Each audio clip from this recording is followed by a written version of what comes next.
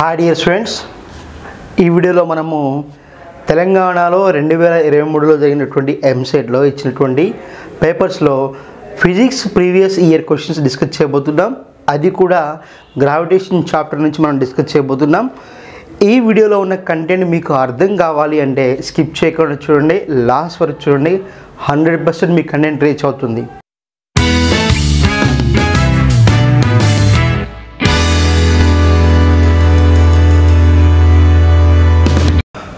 చూడండి, బోర్డు మీద ఒక ప్రాబ్లం ఉంది. The ratio of orbital velocity of a body near to the surface of the same planet is. Options are given మనకి √2:1, √5:1, 1:√2, 1:5. ఇది మనకి 30th May 2023 షిఫ్ట్లో ఇచ్చినటువంటి క్వశ్చన్.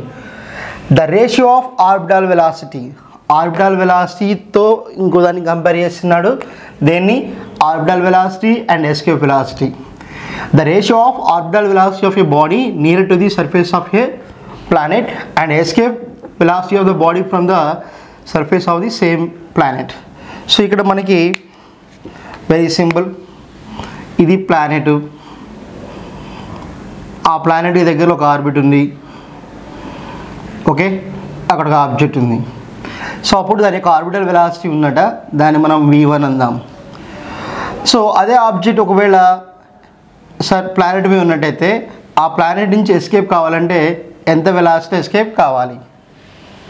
సో ఇది మనకి v2 అంటాం. v2 అనేది ఎస్కేప్ వెలాసిటీ అవుతుంది, v1 అంటే ఆర్బిటల్ వెలాసిటీ అవుతుంది. ఏమన్నాడు చూడండి, orbital velocity of a body near to the surface of a planet. So planet యొక్క సర్ఫేస్కి దగ్గరలో ఉన్నటువంటి ఆబ్జెక్ట్ యొక్క ఆర్బిటల్ వెలాసిటీకి and escape velocity of the body, ఏవైతే బాడీ అనేది మనకి సర్ఫేస్ మీద ఉందో ఆ సర్ఫేస్ మీద ఉన్నటువంటి బాడీ యొక్క ఎస్కేప్ వెలాసిటీకి రేషియోని ఫైండ్ అవుట్ చేయమన్నాడు. Very simple. ఇక్కడ v1 అంటే ఆర్బిటల్ వెలాసిటీ అండ్ v2 ఏమన్నాడు? ఎస్కేప్ వెలాసిటీ అన్నాడు. ఎస్కేప్ వెలాసిటీ అన్నాడు. ఇక్కడ మనకి ఎటువంటి వాల్యూస్ ఏమి ఇవ్వలేదు, కానీ మనకి రేషియోస్ మాత్రం ఇచ్చాడు. సో ఎలా వస్తుంది మరి? ఎలా వస్తుందంటే మనకి మినిమం ఐడియా ఉండాల్సిన ఫార్ములాస్ ఇవే. Orbital velocity formula v1 = √g/r and escape velocity formula v2 = √2g/r. ఇవి రెండు మనకు గుర్తుండాలి. సో కాబట్టి ఇక్కడ v1/v2 రేషియో ఆఫ్ ఇది ఆర్బిటల్ వెలాసిటీ, ఇది ఎస్కేప్ వెలాసిటీ = what? √gr/√2gr. దీని ఎలా రాస్తుందంటే √gr/√2 × √gr రాస్తున్నా. ఇవి రెండు క్యాన్సిల్ అవుతాయి. అప్పుడు ఏం మిగులుతుంది మనకి? ఇక్కడ 1/√2 మిగులుతుంది. సో కాబట్టి మనకి orbital velocity ratio and escape velocity ratio ఎంత? 1:√2. సో మనకి ఇచ్చిన ఆప్షన్స్లో చెక్ చేస్తే option C is the correct one. The next question. A body of mass emits at height r from the surface of the earth where r is the radius of the earth. If the body is taken from here to a height of 3r from the surface of the earth, the increase in the gravitational potential energy of the body is. ఇది మనకి 14th May 2023 షిఫ్ట్లో ఇచ్చాడు. Options వచ్చేసి 3 mgr, mgr/3, 4 mgr and mgr/4. మనకి ఇచ్చిన question ఏంటంటే ఏ body of mass m, ఒక body ఉందంట, దాని మాస్ ఉందట స్మాల్ m అట. అది ఎంత హైట్లో ఉందంట? r. ఎక్కడి నుంచి? From the surface of the earth. మళ్ళా ఎర్త్ యొక్క రేడియస్ ఏమన్నాడు? క్యాపిటల్ r అన్నాడు.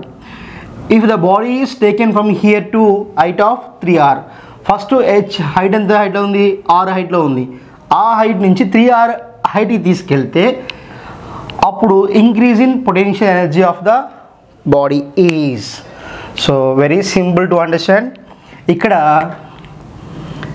ఇది మనకి ఎర్త్ అనుకుందాం, ఓకే. దాని యొక్క రేడియస్ ఎంత ఇచ్చాడు? r. ఫస్ట్ ఒక ఆబ్జెక్ట్ ఎంత హైట్లో ఉందట?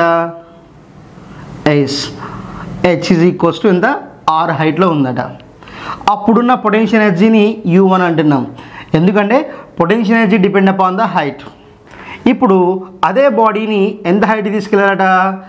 3r అంటే h2 వాల్యూ ఎంత? 3r హైట్కి తీసుకెళ్ళినప్పుడు అప్పుడున్న పొటెన్షియల్ ఎనర్జీ u2 అంటున్నాం. అప్పుడు ఈ రెండింటి మధ్య డిఫరెన్స్ ఎంత? The increase in gravitational potential energy ఎంత ఇంక్రీజ్ అవుతుంది. ఇది చేయాలంటే ఫస్ట్ మనకి తెలియాలి gravitational potential energy formula U is equals to mgh/1 plus h/r. U is equals to mgh/1 plus h/r. ఇది గుర్తుపెట్టుకోవాలి. సో ఈ ఫార్ములా ఉంటే మనకి మీదంతా simple. So first one step 1 ఏంటంటే step 1 h is equals to r అన్నాం. అప్పుడు energy అన్నాం U1 అంటున్నాం. కాబట్టి U1 is equals to mgh/1 plus h/h. So then obviously what it is mgh/1 plus 1. Then U1 is equals to what? mgh/2. 1 plus 1 is 2. మనకి already ఏమన్నాం h is equals to r అన్నాం కాబట్టి ఇక్కడ ఏం రాస్తున్నానంటే U1 is equals to mgr/2 రాసినాం. ఇది step 1 since h is equals to r కాబట్టి. ఇప్పుడు step 2 what it is h is equals 3r. అప్పుడు ఫార్ములా అవుతుంది mg ఆఫ్ h అంటే ఏమన్నాం 3r/1 plus h/r. h value ఏమన్నాం 3r అన్నాం. 3r/r. r cancel. అప్పుడు ఏమవుతుంది 3mgr. 3mgr/1 plus 3 that is what 3mgr/4 వచ్చింది. వచ్చిన తర్వాత సో ఇప్పుడు ఫస్ట్ ఎనర్జీ ఎంత mgr/2. ఇప్పుడు ఎంత ఎనర్జీ ఉంది mgr/4 ఉంది. మరి ఎంత ఇంక్రీజ్ అయింది అంటే మనం వాటి డిఫరెన్స్ చేయాల్సి ఉంటుంది. సో కాబట్టి ఇక్కడ రాస్తున్నాను change in potential energy is what U2 minus U1.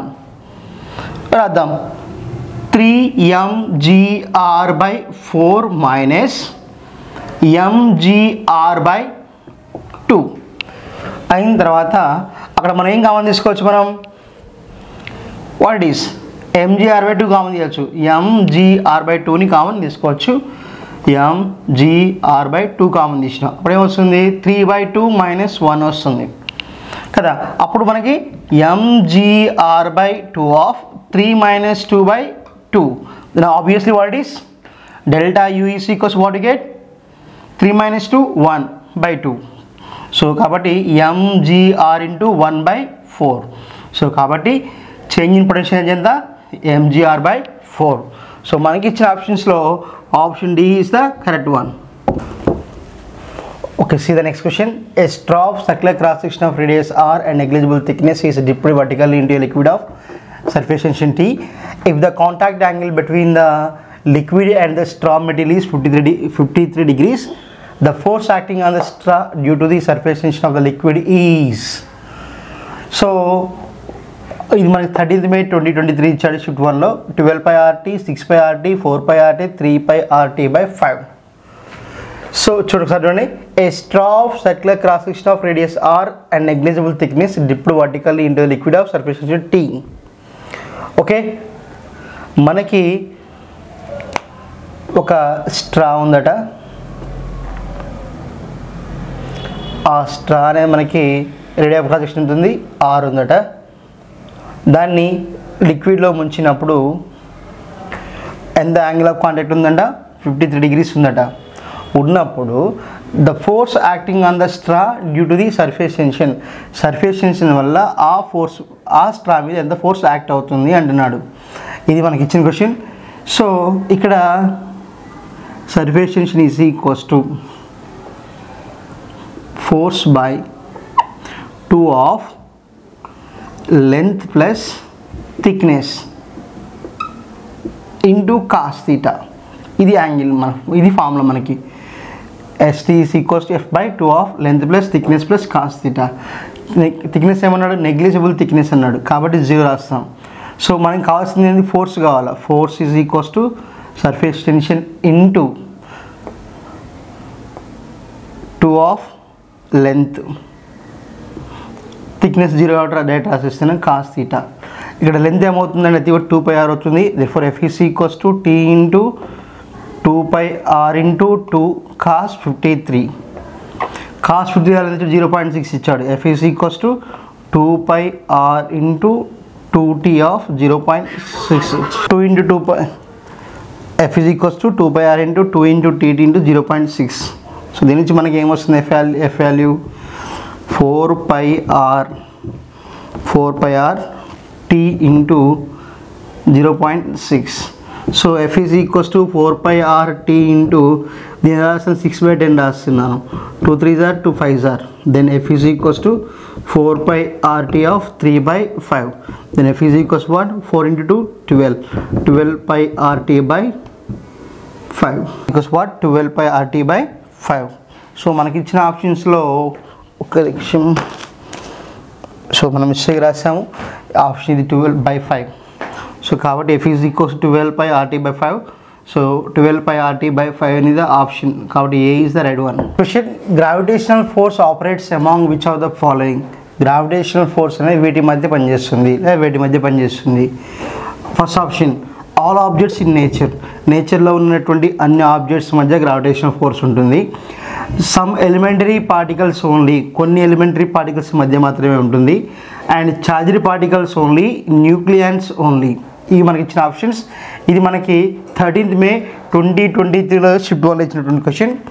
So మనకు తెలిసిందే కదా, as for universal law of gravitation F is proportional to m1 m2 by r². The gravitational force acting between the two bodies is directly proportional to the product of their masses and inversely proportional to the square of the distance between the particles. So అంటే ఏవైనా రెండు massive particles ఉండి వాటి మధ్య separation ఉన్నట్లయితే ఖచ్చితంగా వాటి మధ్య గ్రావిటేషనల్ ఫోర్స్ పనిచేస్తుంది.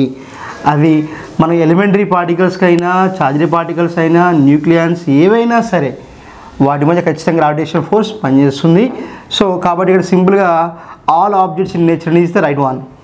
సో మనం ఫోటాన్ మాస్లెస్ పార్టికల్స్ అంటాం కదా, సో ఈవెన్ వాటి మధ్య కూడా గ్రావిటేషనల్ ఫోర్స్ పనిచేస్తుందని ప్రూవ్ చేయడం జరిగింది. సో కాబట్టి మనకి ఇచ్చిన ఆప్షన్స్లో option A is the right answer.